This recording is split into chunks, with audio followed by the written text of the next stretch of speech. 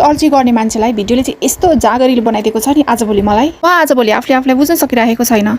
मेरो मन भित्रैबाट एकदमै चञ्चल भएर आइरहेको छ। हजुरहरुले भनिदिनुस् त मलाई के भएको हो। Welcome to another day in my life. आजको मेरो डे कतिको प्रोडक्टिभ छ त। आजको मेरो ब्लग स्टार्ट हुन्छ भाउजूको घर गृह प्रवेश पूजाबाट।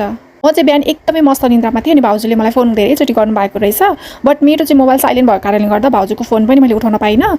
अनि त्यसपछि भाउजू चाहिँ मलाई लिनलाई घरैमा आउनु भएको थियो। अनि त्यसपछि भाउजूले आएर भन्नुभयो आज मेरो घर गृह प्रवेश पूजा छ, तिमी आएर भिडियो बनाइदेऊ यताउता भन्नुभयो। त्यसपछि म 5 मिनटमा रेडी भएर गएँ। पूजा चाहिँ सुरु भइसकेको रहेछ अनि यता उहाँ फुपू दिदीले चाहिँ टेबल फोडेर उद्घाटन गर्नुभयो। प्रवेश भइसकेपछि चाहिँ फुपूले मलाई यता टिका पनि लगाइदिनु भयो। म घर आएँ, ड्याडी चाहिँ यता काम गर्दै हुँदो रहेछ। एकछिनतिर मेरो मामलाको हजुरआमा नि आउनुभयो अनि म एकदमै ह्याप्पी भएँ हजुरआमालाई देखेर। हजुरआमा यहाँ आराम गर्दै हुनुहुन्छ। हजुरआमा चाहिँ यहीँ सुतेरै सिलोक भनिराख्नु भएको थियो अनि हजुरआमालाई चाहिँ मैले हजुरआमा उठेर भनिदिनुस् न भनेर भने। गुरु राजा देउता अरू पनि भला मानिसहरू नजानु खाली हात भनिकन कहिन्छ शास्त्र नीतिमा।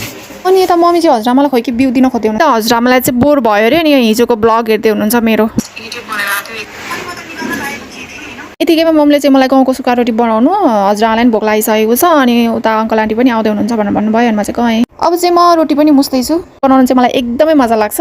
सुकै गर्मी भयो भने सुक्खा रोटी बनाउन आइम रेडी। अहिले सुक्खा रोटीको डो पनि रेडी भयो। रोटी बनाउन चाहिने मेटेरियल्स पनि अब मैले रेडी गरिसकेको छु।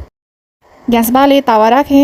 मैले रोटी पनि बनाइसकेँ। 30वटा रोटी बनेको थियो। मम्मीले पनि मेरो भिडियो रियाक्ट गर्दै हुनुहुन्छ। आज चाहिँ ड्याडी बाख्रालाई खोर बनाउनलाई यस्तो बिजी हुनुहुन्छ। बिहानदेखि काम गरेको हुन्छ, पानी खाजा पानी केही नभनिकन। घरमा अङ्कल पनि आउनुभयो र रोटी खानुभयो अनि यता आन्टी पनि आउनुभयो अनि उहाँले पनि रोटी खानुभयो। केही बेर बस्नुभयो, गफ गर्नुभयो, घर जाने भन्नुभयो र जानुभयो। सुरुमा आउँदाखेरि हजुरआमा एक्लै आउनु भएको थियो र पछि सँगै जानुभयो। ओके गाइज, अङ्कलहरू गए सँगसँगै मेरो ब्लग पनि यही इन भएको छ। By by, Tata.